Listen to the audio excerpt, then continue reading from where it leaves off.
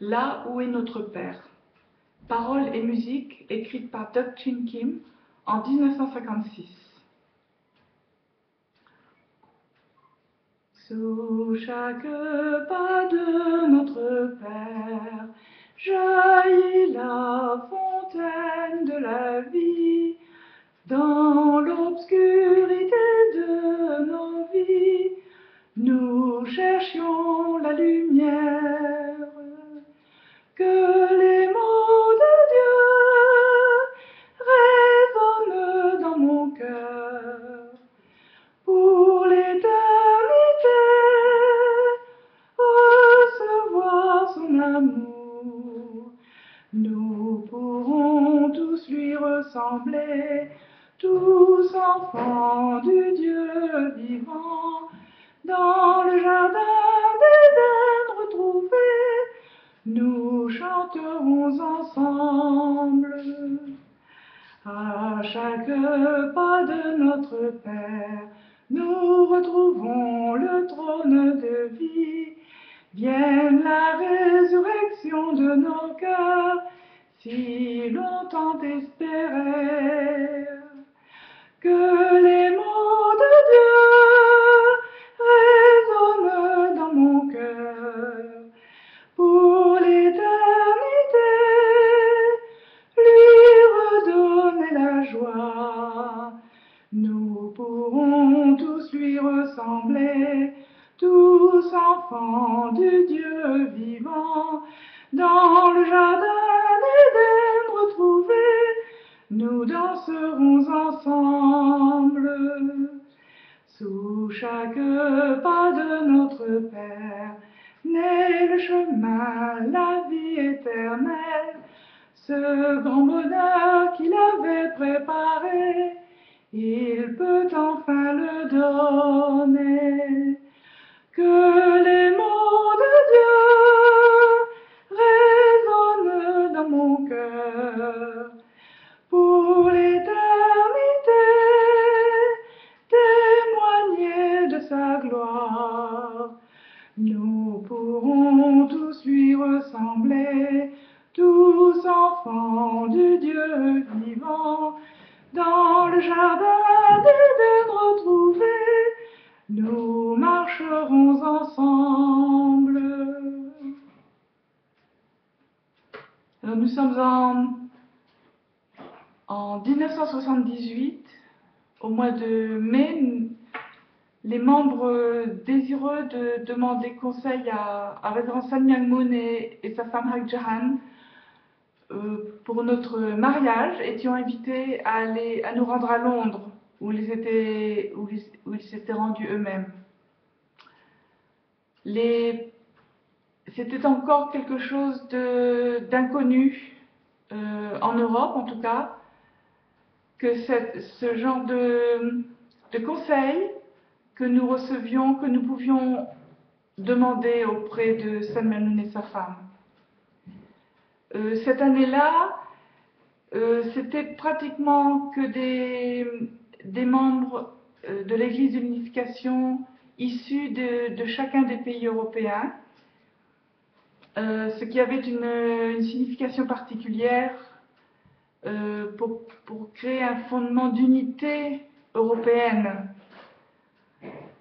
Donc, c'était, oui, des membres français, anglais, hollandais, portugais, polonais, suisses, italiens, allemands,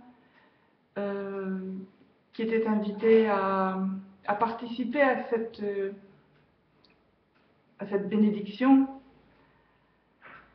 En arrivant à Londres, nous étions à peu près 250 membres, hommes et femmes donc. La particularité aussi était que nous devions être âgés d'au moins 27 ans. Alors pourquoi pas plus jeunes? Parce que dans la tradition de la famille céleste, il faut d'abord prendre soin des aînés, puis prendre soin ensuite des plus jeunes dans une famille. Donc c'était nous, les aînés, pour laquelle Dieu prenait soin et San Melmoun et Najanan prenaient soin pour notre futur. C'était une expérience très riche parce que beaucoup d'entre nous n'avaient jamais rencontré Révérend San Melmoun et sa femme. Pour une chose, sa femme n'était pas là. Elle était aux États-Unis où elle venait juste de donner naissance à leur dernier enfant, qui est actuellement notre président international, Yang Jinim. Et c'était leur fille aînée, Ye Jinim, qui se tenait dans la position qui la représentait comme pour les parents bénissant leurs enfants. Elle était jeune encore, c'était encore une jeune adolescente elle-même. Nous étions tous impressionnés. Encore une fois, parce que c'est une tradition tellement inconnue en Europe que de demander conseil pour être marié. Mais nous pouvions poser nos questions directement. Et nous avons entendu des conseils très judicieux, par exemple, à un homme à qui Révérend San Melmoun demandait quel est ton désir, quel genre de femme aimerais-tu épouser? Et cet homme a pris en exemple une femme qui était dans l'assistance.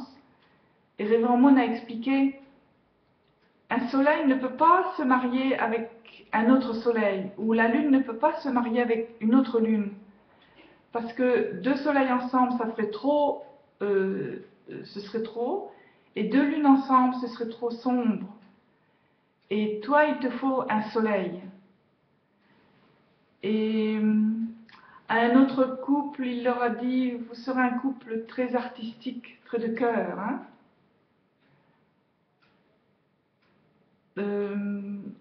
Pour beaucoup, nous n'avions jamais pensé à réfléchir quel genre de personne nous aimerions ou ce que nous aimerions faire avec notre vie, quelle qualité, dans quelle expression nous engager, les arts ou les études.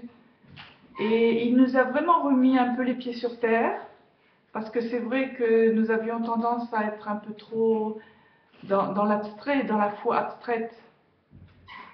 Et au bout de 2 jours et 3 nuits, il a réussi à proposer à 120 personnes, donc, des époux ou des épouses. Et c'était très très fort. Nous étions donc, c'est ce groupe de bénédiction qui est connu comme le groupe des 118 couples. Donc des couples faits d'hommes et de femmes qui étaient pendant la Seconde Guerre mondiale ou dans le passé qui étaient les ennemis les uns les autres. Parce que c'est la particularité des principes divins d'encourager à aimer son ennemi. Pas seulement pardonner, pas seulement coexister, mais vraiment aimer son ennemi. Voilà, j'en reste là pour l'instant et je vous dis à la prochaine fois. Au revoir.